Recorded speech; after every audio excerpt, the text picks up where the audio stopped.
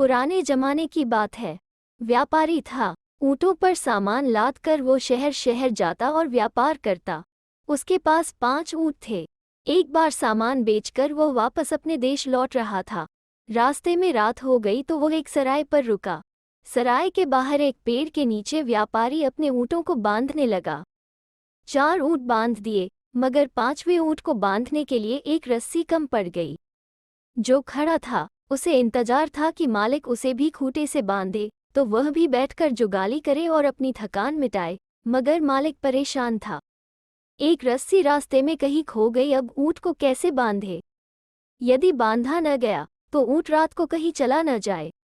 व्यापारी परेशान था कि अब क्या करे। वो खुद भी बहुत थका हुआ था और चाहता था कि जल्दी से ऊँटों से फारिग होकर सराय में जाकर आराम करे। लेकिन इस समस्या का समाधान कैसे हो, उसे कुछ सूझ ही नहीं रहा था।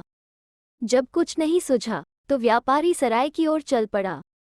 सोचा, सराय मालिक से कुछ मदद मांगूं। सराय के द्वार पर एक साधु बैठा हुआ था। वो काफी देर से व्यापारी को देख रहा था। व्यापारी करीब आया तो साधु ने उससे पूछा, क्या परेशानी है? बाबा, ऊँट की हिफाजत को लेकर परेशान हूँ, व्यापारी ने बताया। 5 ऊँट हैं, जिन्हें बांधने के लिए 5 रस्सियाँ थीं। एक रस्सी रास्ते में कहीं गुम हो गई। 4 ऊँट बांध दिए, अब 5वें ऊँट को कैसे बांधूं? जानवर है, बांधा न गया तो रात को कहीं चला जाएगा। साधु हंसा, मगर व्यापारी उसकी हंसी का अर्थ नहीं समझा। हंसने के बाद साधु ने कहा, अब क्या करोगे? सराय मालिक से रस्सी मांगता हूँ। इसकी कोई जरूरत नहीं है।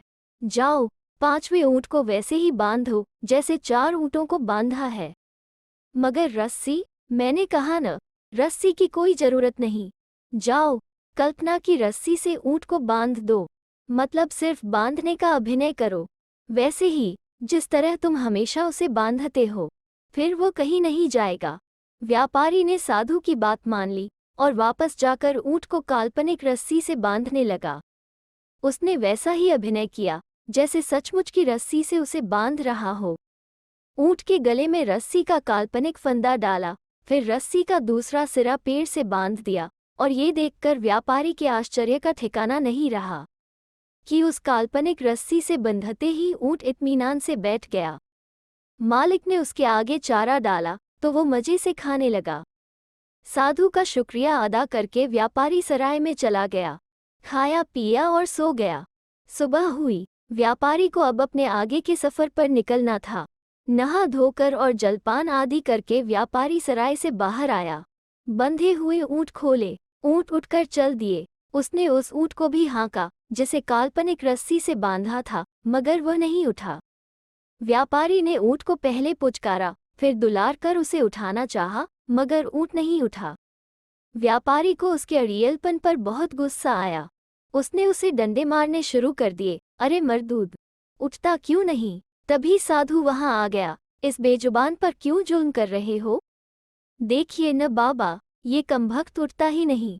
कैसे उठेगा? साधु मुस्कुराया। तुमने इसे खूंटे से तो बांध रखा है। कहाँ बांध रखा है? अरे भाई, अगर तुमने इसे रात को न बांधा होता तो ये कहीं चला जाता ना, ऐसा ही तुमने कहा था। हाँ कहा था, मगर ऊँट नहीं गया क्योंकि यह बंधा हुआ था। आप तो जानते हैं कि मैंने बांधने का अभिनय किया था, रस्सी तो थी ही नहीं। बिल्कुल ठीक, जैसे बांधने का अभिनय किया था वैसे ही खोलने का भी अभिनय करो, फिर देखो ये कैसे उठता है। व्यापारी ने वैसा ही किया। पहले पेड़ के तने से काल्पनिक रस्सी की गांठ खोली, फिर गले में पड़ी रस्सी खोलने का अभिनय किया और फिर प्यार से ऊँट की पीठ थपथपाई। ऊँट न केवल उठकर खड़ा हुआ बल्कि दौड़कर अपने साथियों से जा मिला। व्यापारी हैरान, उसने साधु की तरफ देखा तो उसे मुस्कराता पाया। साधु बोला, जिस तरह यह ऊँट अदृश्य रस्सी से बंधा था और उठ नहीं रहा था, उसी तरह लोग रूढ़ियों से बंधे हैं, इसलिए एक ही जगह पड़े हैं, चलना नहीं चाहते, बढ़ना नहीं चाहते। ये संसार इसलिए दुखी है और कष्ट में है क्योंकि रूढ़ियों से बंधा हुआ है, मन से बंधा हुआ है। ये कहकर साधु चला गया और व्यापारी उसके शब्दों में छिपे गूढ़ अर्थ को समझने की चेष्टा करने लगा। तो दोस्तों, कैसी लगी आज की लोककथा? अगर अच्छी लगी तो लाइक और शेयर करें और चैनल को सब्सक्राइब करना ना भूलें। फिर मिलते हैं एक नई लोककथा पर।